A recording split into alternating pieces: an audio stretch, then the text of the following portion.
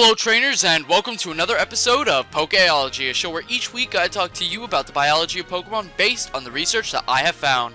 My name is Professor SACCHARUM, and I know I just saw you in the Feraligatr video yesterday, but in case you missed it, here's the link right here. However, right now we will be talking about the arachnid from Chargestone Cave that is Galvantula.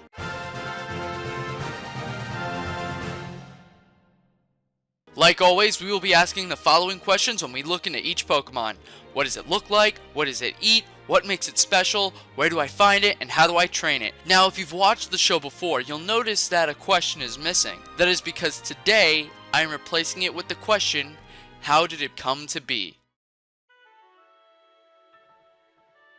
Galvantula is a yellow quadrupedal arachnid Pokemon with blue-purple accents around its body.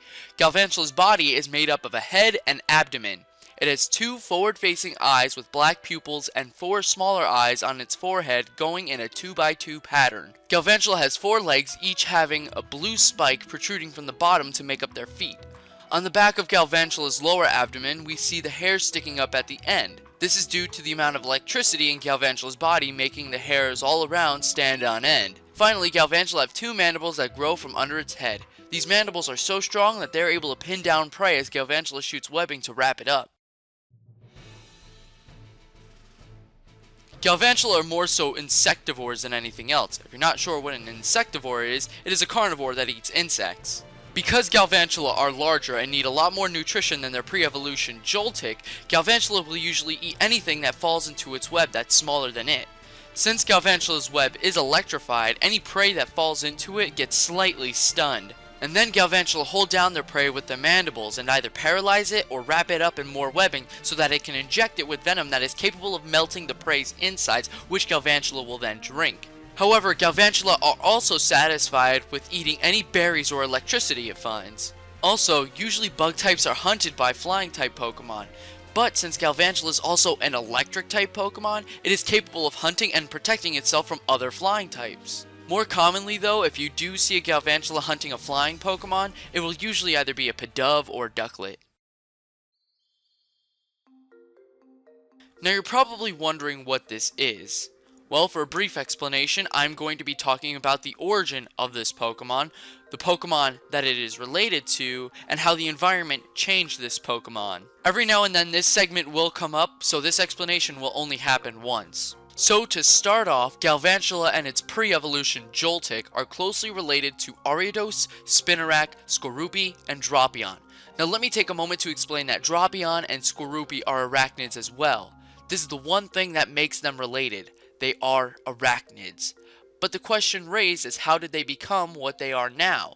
Well, in order to answer this, we have to go back in time to the one common bug-type ancestor that we know of, Anorith and Armaldo. At this moment, Anorith and Armaldo are the first recorded bug-type Pokemon, making them the ancestors to all bug types. Somewhere along the line, before they became extinct and became fossils, these Pokemon had separated into different groups, each one evolving to adapt and better equip themselves for survival. Some of these, Anorith and Armaldo, eventually became arachnids, which is the form before splitting into the Galvantula line, the Ariados line, and the Drapion line. The missing links then went to split into groups again. One group set towards the Johto region's Ilex Forest, one went to the marshlands and mountains of Sinnoh, then the last one went towards Chargestone Cave in the Unova region. Somewhere along the line, these missing links evolved into what we know as Joltik and Galvantula. Now to better explain how they acquired their typing of bug and electric, we have to look closer at the area they went to. Now only eventually did Galvantula end up in Chargestone Cave. I have a theory that the missing links that went to Unova used to live on Route 6 until they decided to move towards Chargestone Cave because of the Pidove, Tranquil, and Pheasant, along with the occasional Ducklet and Swanna attacking the precursor bug types. By going into Chargestone Cave, the missing links were able to escape a near extinction. Then, with centuries of breeding and the electricity within Chargestone Cave, they were able to adapt and use that electricity. And now, we have Galvantula and Joltik, who are also able to defend themselves against the flying types who used to cause a threat to their existence. One of the things that makes Galvantula special is that they and Joltik are the only Pokemon with the type combination of Bug and Electric. Another cool thing about Galvantula is that they're actually pretty docile creatures. They won't attack anything unless they feel threatened, or if the Joltik or that live around them are threatened. But now let's take a look at some of Galvantula's Pokédex entries.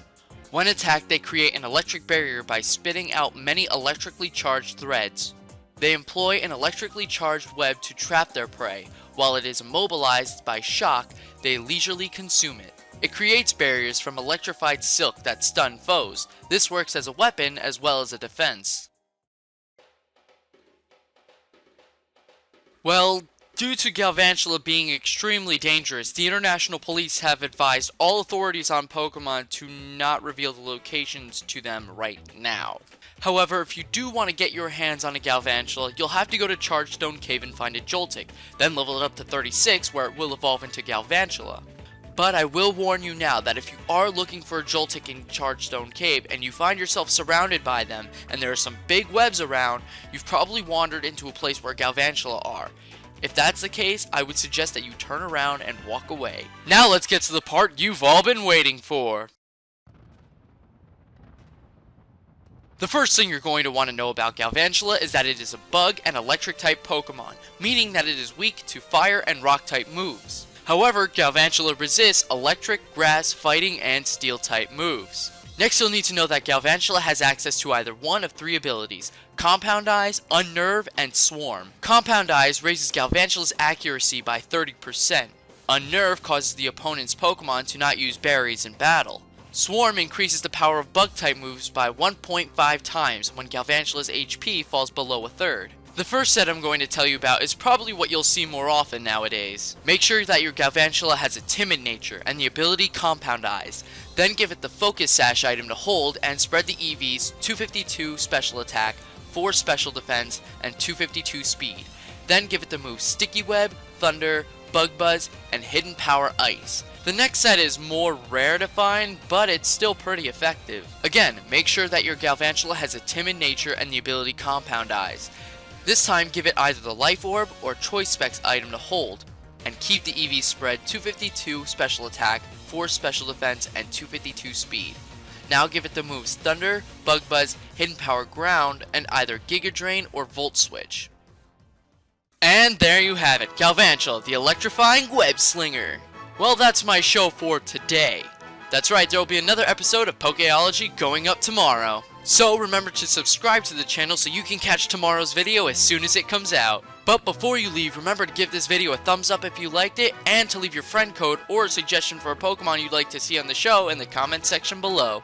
By doing any of those things, you enter yourself in the SACCHARUM raffle, where you have the chance to win the Pokemon discussed in this week's episode. I know I said this yesterday, but last week I did raffle off Gliscor, and here are the names of our winners. Congratulations. Remember to send me that email so we can schedule a trade. Thank you so much for watching. Again, my name is Professor SACCHARUM, and please join me tomorrow for another back and forth episode of Pokéology. See you next time.